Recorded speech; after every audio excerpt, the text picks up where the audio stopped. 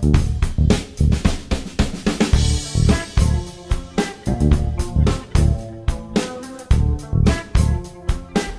guys, your main event here to give you guys a fight prediction for UFC 155's main event that sees the heavyweight championship of the world on the line when current and defending UFC heavyweight champion Junior Dos Santos takes on the current #1 contender and former heavyweight champion Cain Velasquez in a rematch of their heavyweight championship title fight at UFC on Fox 1.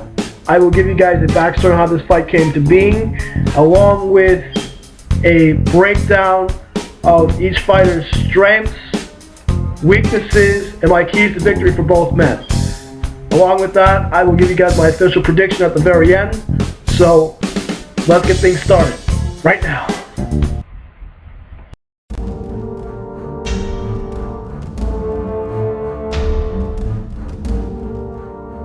In order to get into the backstory of this fight, we have to go back to 2011, where Cain was supposed to face JDS earlier that year at UFC 129, but had to pull out due to a rotator cuff injury suffered in the Brock fight, where he dismantled Lesnar in devastating fashion and took the heavyweight title.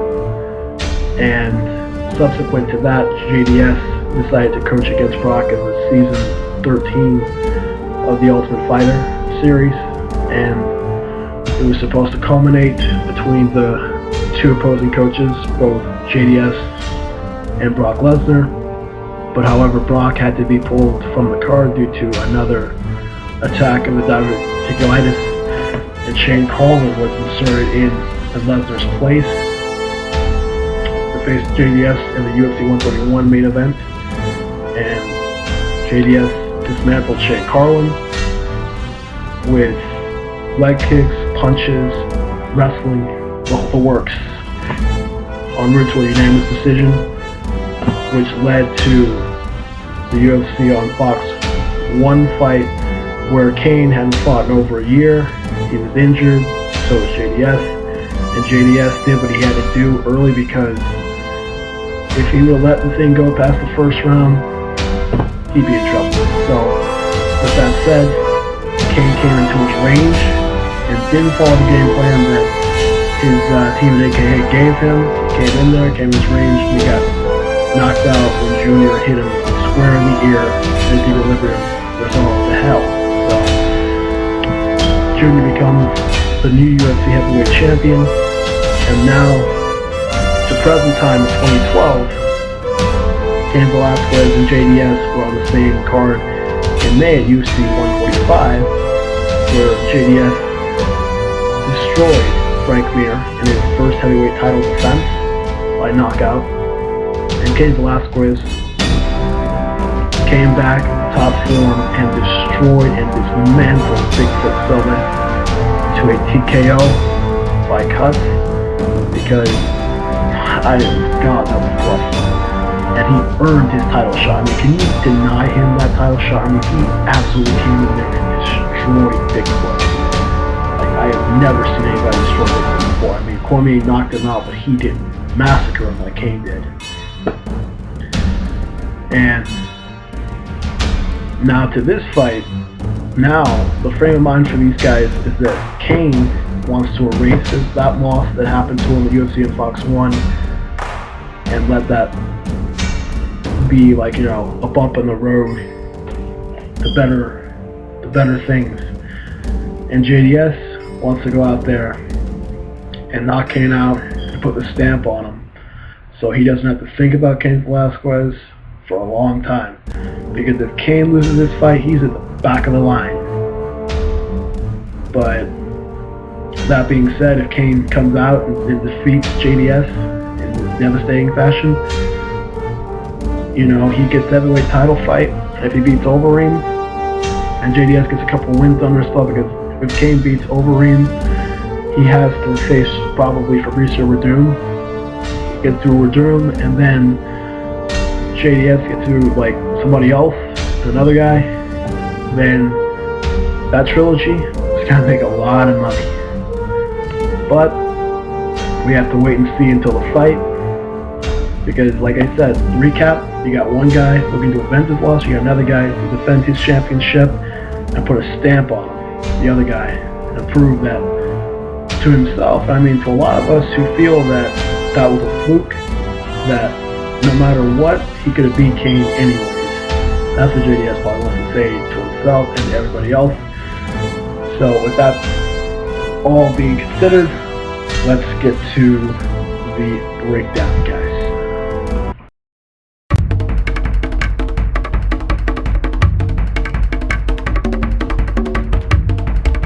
Now in this fight, there's no secret what Yuri Santos wants to do. He wants to keep it on the feet and knock Cain out. Because his main strength is his boxing and his takedown defense.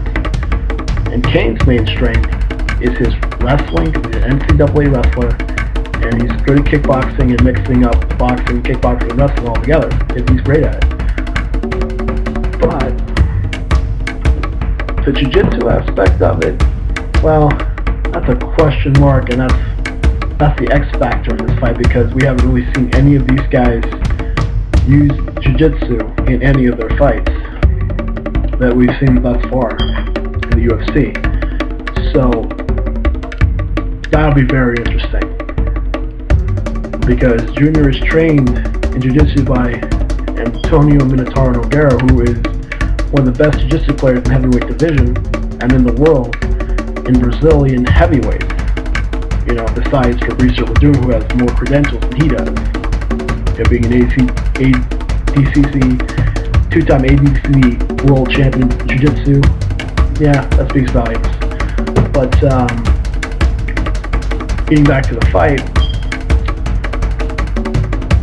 basically, Junior is going to have to sprawl and brawl, and Cain will stay in the pocket for Junior, or he's going to get knocked out. But with that being said, what Junior has to really worry about is finishing this fight in round 1 or 2. Because if he doesn't beat Cain in round 1 or 2, he's going to have some problems, because he doesn't really have the cardio to knock anybody out after those 2 rounds, because you know, I don't know, he just doesn't have it. And you've seen even in the Prokop fight, although he beat Prokop in the 3rd round, that was just by like a submission, not really a TKO or knockout or anything. I think because he hit him in the eye or something, and whatever, he couldn't take it no more.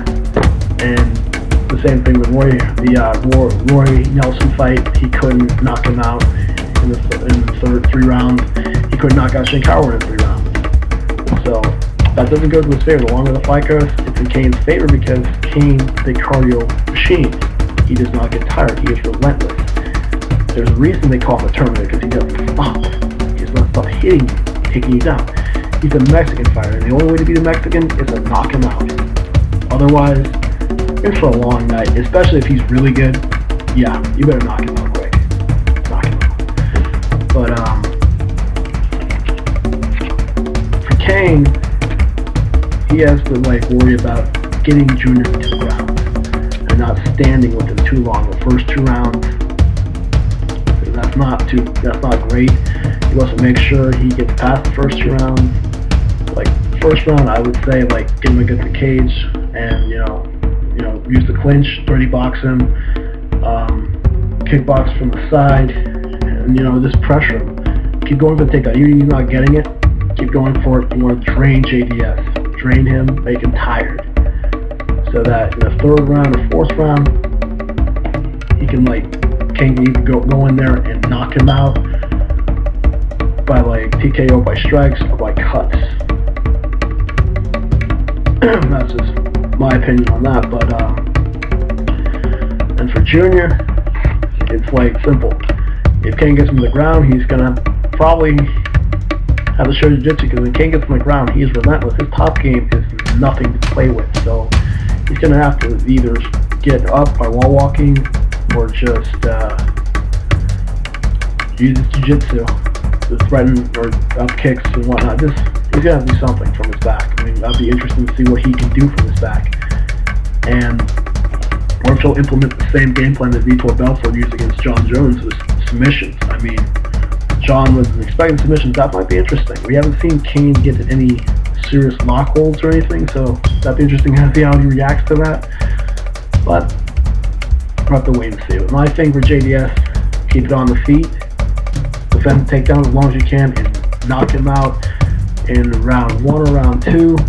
And if it goes past that, well, just survive, because I mean, Cain is not going to stop. He's going to keep coming at him as hard as he can. He's going to have to survive and wait for an opportunity. If Cain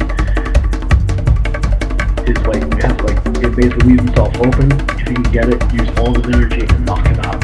Otherwise, he's in for a long night, real long night. So, and for Cain, just pressure him. Don't strike with him too long in the first 2 rounds. 3rd round, start striking with him. Look for, that double leg takedown. But if you can't get that, go for the single. Be patient, because he's going to get tired. And when he gets tired, going for the kill.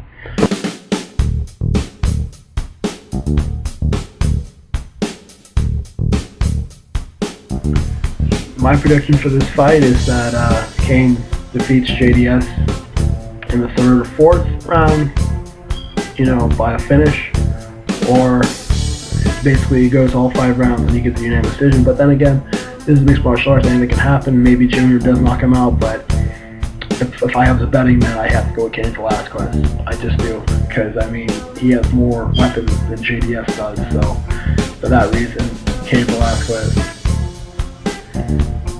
by finish or decision. And then he goes on to face Alistair Overeem at an unannounced event in 2013. This pretty much concludes my prediction video for the day, and if you like what you heard today and you like my video, show me some love. You know where to basically give me a thumbs up at, and be safe. Peace.